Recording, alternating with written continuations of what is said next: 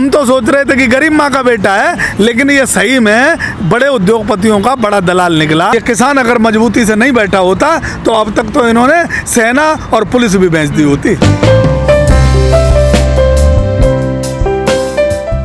Sir, देश भर में बीजेपी का इतना विरोध हो रहा, आप लोग भी लगातार सरकार का विरोध कर रहे हैं, लेकिन सरकार टस से मच नहीं हो रही। आखिर वजह क्या है? क्योंकि अब अपने किसान संसद भी चला रहे हैं दिल्ली में। सरकार पे कौन सी चाबी है, क्या वजह है आखिर?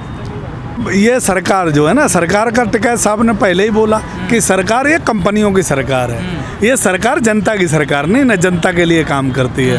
कंपनियों ने पैसा दे के इस सरकार को खरीद लिया। अब ये सरकार कंपनियों के लिए काम कर रही है और जितना ड्राफ्ट किसानों का बन के आया है वो सब कंपनियों से बन के आया है। मोदी जी को सिर्फ ये बता दिया गया कि आप इन कानूनों को अच्छा बताओ, तो मोदी जी अच्छा बताने में लगे हैं। मोदी जी गलती से ये कह गए थे कि किसान हमसे एक कॉल की दूरी पे हैं। दूसरे दिन मोदी जी ने दूसरी बात करी, बोले ये कानून अच्छे हैं, कानून बढ़िया हैं, एमएसपी है, एमएसपी रहेगी, एमएसपी कहीं जाने वाली नहीं।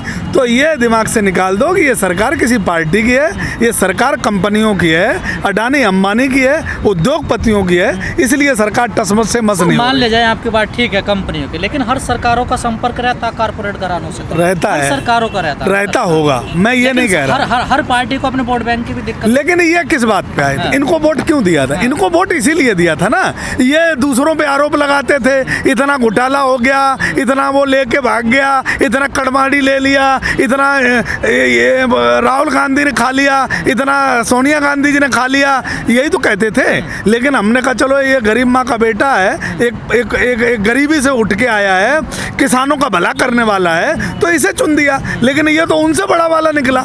तो ये लेकिन सर, जो विपक्ष में पार्टी होती है वो तो ऐसे आरोप लगाती है ना। तो विपक्ष में आप क्या नेता कहीं से सड़क से तो लाए नहीं जाएंगे, इन्हीं में से तो चुना जाएगा। गरीब माँ का बेटा चुन दिया, ये हमारी कमी थी? कोई हमने चाय वाला चुन दिया, ये हमारी कमी थी? ये देश के किसानों की कमी नहीं थी। एक्चुअली इसके चेहरे पर नकाब गलत पड़ा था। ये हम तो सोच रहे थे कि गरीब माँ का बेटा है, लेकिन ये सही में बड़े उद्योगपतियों का बड़ा दलाल निकला।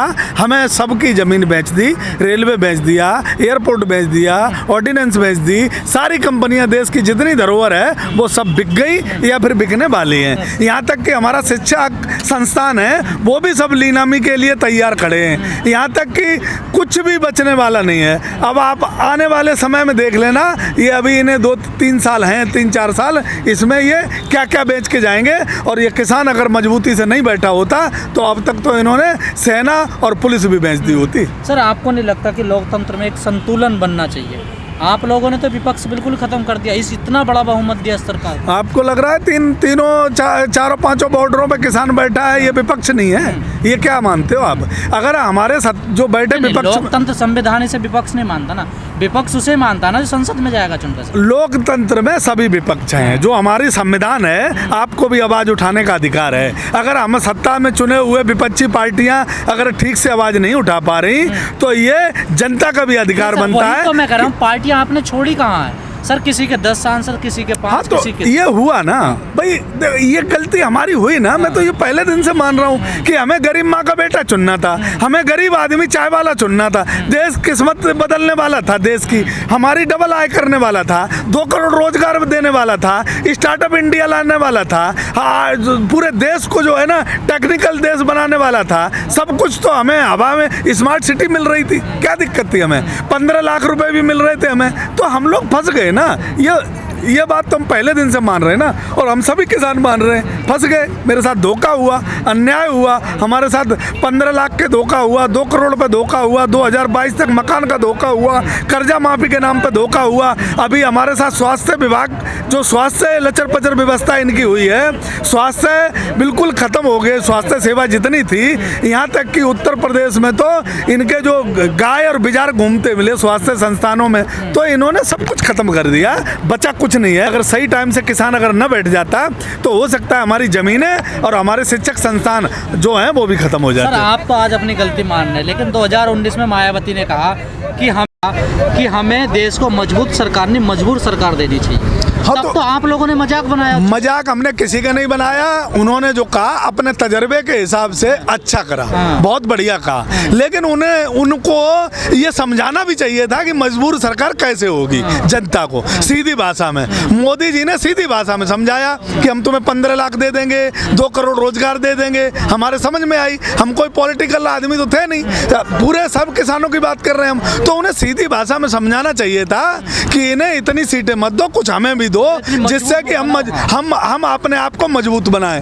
वो क्या कहती हैं, कब कहती हैं, क्यों कहती हैं, ये जनता के समझ में कम आता है, इसलिए जनता समझ नहीं पाती है। मोदी जी ने शायद ऐसा समझाया, हमें लालच दिया और लालच में पूरी देश की जनता फंस गई। उत्तर प्रदेश में 65 सांसद दे दिए, वो हम उत्तर प्रदेश वासियों से मिस्टेक हुई, गलती हुई, ये हम सब देश जानता है और अच्छी तरीके से, क्योंकि उत्तर प्रदेश की सबसे बड़ी जिम्मेदारी बनती थी। उत्तर प्रदेश देश का सबसे बड़ा राज्य है, सबसे बड़ी सीटें हैं और यहाँ सबसे मजबूती से किसान अगर पहले खड़ा होता और ये हमें जानकारी होती कि हमारी ज़मीनें और हमारे घर, मकान, शिक्षक संस्थान, स्वास्थ्य संस्थान, रेलवे, देश की एक एक चीज़ बिक जाएगी, तो शायद इतनी सीटें इनकी नहीं आती। सर, जैसा आपने कहा कि हम भी एक विपक्ष की भूमिका निभा रहे हैं, जो किसान आंदोलन कर रहे हैं, देश में विपक्ष भी है, क्या काट है आपके पास? आप कह रहे हैं बीजेपी गलत कर रही है, लेकिन जनता तो नहीं मान रही इस बात को, तो आज भी उनको स्वीकार कर रही है। जनता मान रही है, जनता कहीं भी आप वो उत्तर प्रदेश में चले जाओ, अब जनता जो है ना, अब तराजू में तौल रही है कि पहले की सरकार क्या थी, आज की सरकार क्या है, कांग्रेस कैसी थी, बीजेपी कैसी है, बहन जी ने क्या किया था, अखिलेश जी ने क्या किया था, उससे पहले जो लोग, मतलब देश की बड़ी वाली सरकार और छोटी वाली सरकार, दोनों की तुलना जनता कर रही है और जनता मुझे लगता है कि सही समय पर सही डिसीजन लेगी, क्योंकि जनता ने अब हर चीज़ देख ली, इनको भी देख लिया, ये पूरे के पूरे दलाल निकले, लेकिन होंगे दूसरे वाले भी, लेकिन उन्होंने जनता का ध्यान रखा, ये बात सही है। मीनाक्षी लेखी का एक बयान आया कि ये किसान नहीं मवाली है। देखो, मीनाक्षी लेखी जी का जो बयान आया, ये कोई नया बयान नहीं है, वो पहले से हमें आतंकवादी बता रहे हैं, पहले से हमें अफगानिस्तानी और पाकिस्तानी बता रहे हैं। हमारे कपड़े देख के जो देश का प्रधानमंत्री हमारे कपड़ों से हमें पहचानता है, हम पे आरोप लगाता है, क्या कपड़े से हमारा प्रधानमंत्री हमें पहचानेगा? हमारे देश के कौन सा पैदाव है? तो जब मीनाक्षी लेखी उन्हीं में से तो है, भाई प्रधानमंत्री की भाषा जब ऐसी हो सकती है, पार्लियामेंट में खड़े होके और प्रधानमंत्री झूठ बोल सकता है, बनारस में जाके प्रधानमंत्री उत्तर प्रदेश को बहुत बड़ा कारनामा किया योगी जी ने, उत्तर प्रदेश के स्मार्ट प्रदेश के बोर्ड लगे हैं, उत्तम प्रदेश के बोर्ड लगे हैं, उत्तर प्रदेश विकास प्रदेश के बोर्ड लगे हैं और वो भी दिल्ली में लगे हैं। पता नहीं लगता कि दिल्ली उत्तर प्रदेश में शामिल हो गई है या उत्तर प्रदेश, दिल्ली का नाम उत्तर प्रदेश रख दिया है। इनका कोई भरोसा नहीं, ये कब क्या कर बैठे हैं। जनता के लिए काम नहीं करेंगे, देश के लिए नहीं करेंगे, बाकी उल्टे सीधे काम सारे करेंगे ये।